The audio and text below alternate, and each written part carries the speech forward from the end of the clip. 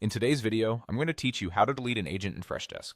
If someone has left your team or no longer needs access, removing their agency keeps your help desk organized and secure. Before we begin, make sure you're signed in with the right permissions. Only admins can delete agents in Freshdesk, so if you don't see the options I mentioned, you may need to check your access level with your account administrator. Start on your Freshdesk dashboard. Look to the left sidebar for the gear-shaped admin icon. This is your control center for settings and team management. Click that gear to open the admin area. Once you're there, find the section labeled Team. Under Team, click on Agents. This page lists every agent in your account along with their status and roles. Now locate the specific agent you want to remove. You can scroll through the list or use the search bar at the top to type in their name. If your account has many users, the search field will save you time. Take a moment to confirm you've selected the correct person, especially if you have multiple users with similar names.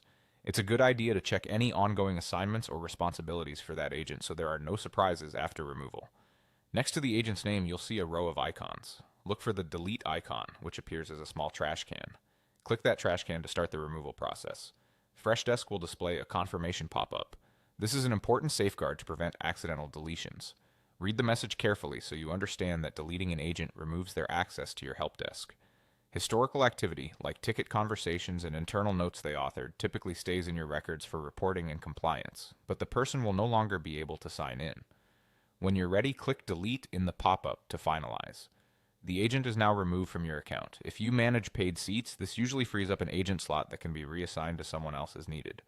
If you were expecting to see the agent disappear immediately and they still appear in lists, give the page a quick refresh to update the view. That's all there is to it. To recap, open Admin from the left sidebar, go to the Agents page under Team, find the right agent, click the trash can icon, and confirm the deletion. Taking a moment to verify the user and any open work beforehand helps your team transition smoothly. Thanks for watching, and I'll see you in the next tutorial.